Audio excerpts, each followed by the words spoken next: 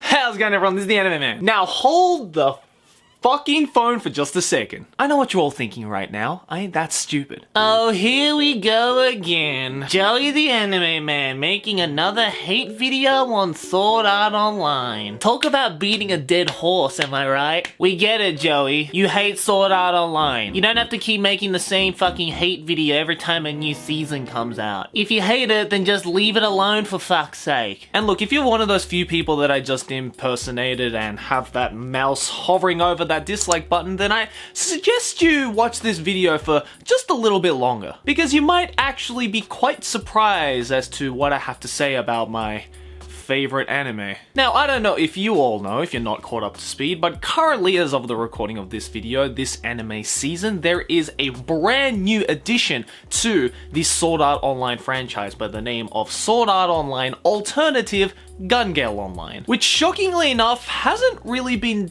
talked about all that much, especially compared to the initial hype that it got, thanks to in no small part the already existing SAO community. When I first heard about this series being announced a few months back, I was actually quite excited to check it out. Not only because they have never made an actual Sword Art Online spin-off until this point in time, but because I also thought that maybe this spin-off could show a different light to a franchise that me and many Anitubers on this platform just love to express our ever-loving hate over for the past couple of years. And well, as the title suggests, I just finished watching up to episode 3, which is the current episode number, and I can say with solid conclusion that yes, Gale Online is indeed a horrible Sword Art Online spin-off. Because it's barely a spin-off at all. Sword Art Online Alternative might as well be its own series, because there is just so little similarities between it and the original franchise that it came off of, other than the borrowed title name, obviously. And this may come as a shock to a lot of you, especially if you've been around on my channel for a while, but I actually think that this show is pretty satisfactory because of that fact. So, let's examine. To start things off, GGO is not written by Kawahara Deki, who is the original author of the Sword Art Online franchise, but rather by a much more talented and sophisticated light novel author by the name of Shigesawa Keiichi, a longtime veteran of the light novel world who is best known for his series Kino no Tabi, and who is also publicly well known, especially amongst his fans, as being a huge gun maniac. And almost the entirety of what makes SAO Alternative so much better than the original series boils down to that simple fact of who wrote it. For those of you who have read Kino no Tabi, or perhaps watched the many anime adaptations of the series, you'd be aware of how much Shigesawa likes to concisely and carefully structure his characters, and how much time he takes into world building. And this trait stands out quite well within Sword Art Online Alternative, with the brand new characters of the franchise being strung out a lot more concisely and carefully than the original cast of characters, which are thankfully nowhere to be seen in the new show. Just within the first 2 episodes, we are introduced to our main character, Len, or Kohirumaki Karen as she is known in the real world, and are also relatively aware and understanding of her intentions in the game, her motivations for certain actions, her ultimate goal that she wants to achieve within the duration of the series, and what she hopes to learn and understand from a medium that until now she was completely unaware and unknowledgeable about. Which is something that the same fuckboy of the original series didn't have anything close to within the same duration of time. In fact, after 2 entire TV series and a full-length movie, we still don't really fully understand Kirito's goals, decisions, or basically overall what his character is and what he's all about. We just saw him as this overpowered, standard-looking bishi who was just satiating the power-hungry fantasies of all the teens and young kids that were just frothing over him. I love you, Kirito-sama! What makes GGO immediately interesting is that none of that power-hungry fantasy that the series is known for exists within the same world and characters. Almost all of the first episode is spent in a battle royale setting with characters talking about strategies, game plans, different weapon types, battle tactics, and a whole other bunch of gaming lingo that you would usually hear and see in a game like GGO in real life. Fortnite. Whereas in the original series, Kirito and other characters would completely break the very gaming mechanics that they just monologued a few minutes ago, as well as just burst into a fight, guns blazing, swords swinging, with no battle tactics whatsoever. Because apparently you can win a battle of Fortnite if you're a bishy fuckboy who knows how to scream a battle cry at a loud enough decibel. Is that your secret, ninja? Did I just find out your strats? You're welcome. And I don't think I ever would have imagined these string of words that I'm about to say to escape from my mouth, but I actually like the main character of Sword Art Online Alternative. Wow, that just sounds weird out loud. Like, what the fuck is happening in this world? There are a lot of reasons why I like Len, but one of the main points is her motives. In the real world, Karin has a massive complex about her height. She's a lot taller than most Japanese girls her age, and thus decides to be a small lolly girl in the Gale Online universe to literally be able to live another life. Not only is this a subtle yet effective motive for character design, but it's also a great example of good character building. By using these quite real yet equally unique issues that girls of her age and circumstance come across in Japanese society, us viewers are able to relate to her in all sorts of ways. She actually becomes this grounded, real character. Even while she's zipping along on the battlefield at unbelievably fast and honestly quite OP speeds, we know that inside she's a real individual with real characteristic charm. Which in turn is solving another massive problem that I had with the original Sword Art Online franchise. I don't care what you say, Kirito is just not a believable character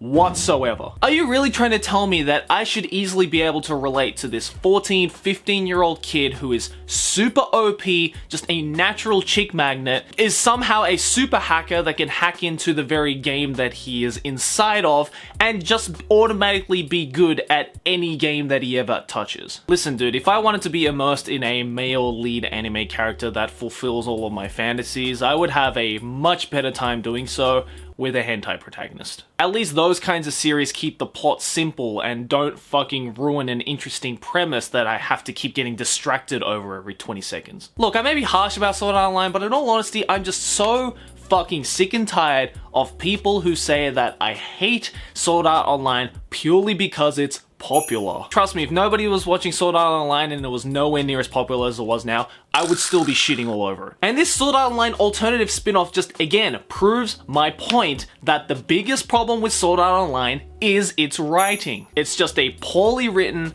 poorly planned out, poorly executed example of trying to write a power fantasy story. And I'm not the only one that is saying that. In fact, in a hilarious turn of events, even the show itself, Sword Art Online Alternative, agrees with me on this point. In episode 3, the characters start talking about how the Gale Online game started hosting this new PvP match mode called Squad Jam, in which the idea was pitched to the developers of GGO from an individual that is described in the show as being a novelist in his 50s who has such a pathological interest in guns that they're in all his stories. The smarter individuals watching this show may have realized that this is actually in fact a fourth wall break talking about the author Shigesawa Keiichi, who actually asked the publishers of SAO if he could write his own spin-off series to the GGO universe, because he saw so much potential that was missed by the original author Kawahara Deki that he wanted to use to full effect and explore in his own ways. Ladies and gentlemen,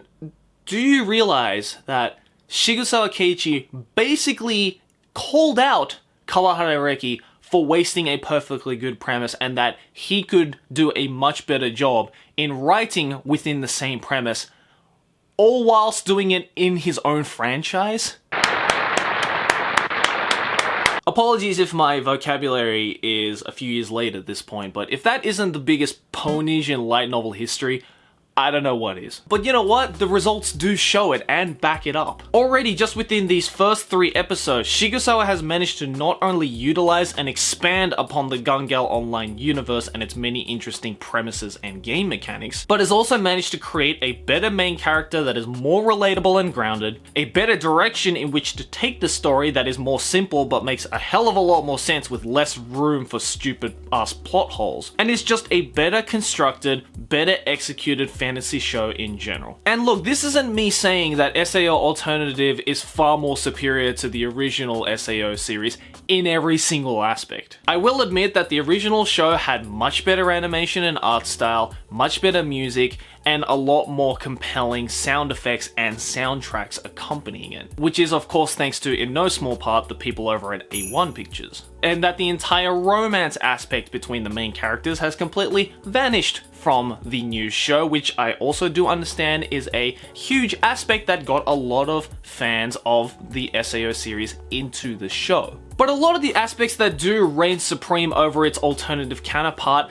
are mostly just surface level elements. They're just add-ons that you can tack onto the end of a game that don't really serve any real importance to the foundations of it all. Truth be told, if it was A1 Pictures that took the reins over Sword Art Online Alternative instead of Studio 3Hertz, then they probably could have achieved all of the aesthetic elements that made the original series so eye-catching for a lot of people. And if he really wanted to, Shigesawa could easily throw in a love interest for Ran further down the story, who, I don't know, perhaps is very compassionate about her real-life height problems, and that by knowing his demeanor and playing alongside of him in the Gale Online Squad Jam or just any kind of game mode within GGO, she starts to have romantic feelings for that individual. Or something like that, I don't know, I just literally made that up on the spot. But the fact that I can make it up on the spot just goes to show you that it's not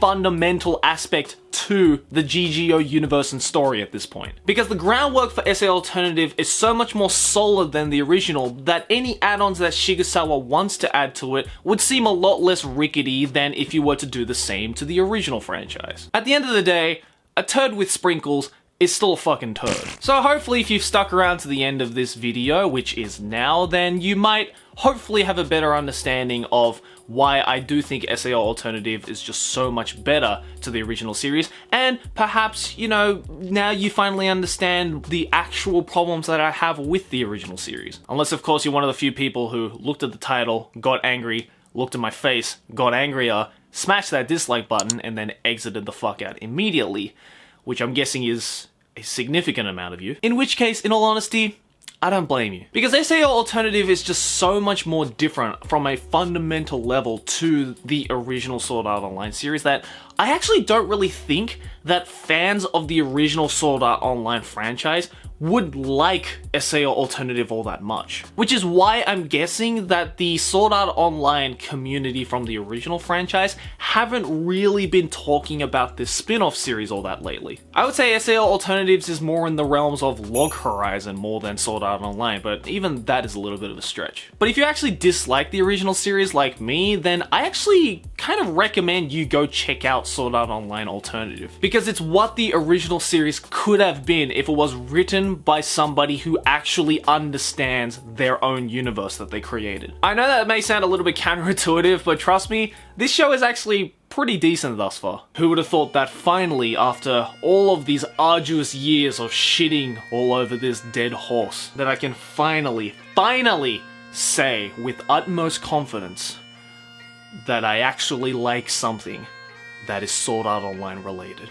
This is a momentous day in anime man history, ladies and gentlemen. If the world explodes tomorrow from the sheer logic destruction in this video, then you're fucking welcome. But this is a rant, an analysis, a discussion, a conversation, if you will. So I want you guys to let me know what you guys think. Do you like Sword Art Online Alternative or not? What do you think about the similarities or differences to that of the original franchise? And the biggest question of all, do you prefer the original franchise or this new spin-off series? I'm interested to hear your thoughts, especially if you are a fan of the original series, so I want you guys to let me know all that kind of stuff in the comments below. And of course, a special thank you to Raspberry Heaven, Samuel L. Marksley, Ian Gardner, The Misfit Joker, Instagatrix, Bogdan Aksanenko, I created this for Joey and it's very long, F and X, Crescentia, Iochi, Corey Williams, Leonardo, Chris Turanek, Nina18, Jirokatsu, Chinyang Louie, Van Tava, Steve Lamb, and everybody else on my Patreon who supports me every single month. If you like what I do and you would like to support me in what I do, then the best place to do it is over on my my Patreon. So if you're interested in that, then I'll leave it first link in the description below. Anyways guys, thanks for watching. As always, like and favorite if you enjoyed, subscribe for more anime banner, and I'll see you guys in the next video of whatever I make. Keep watching anime. Ciao.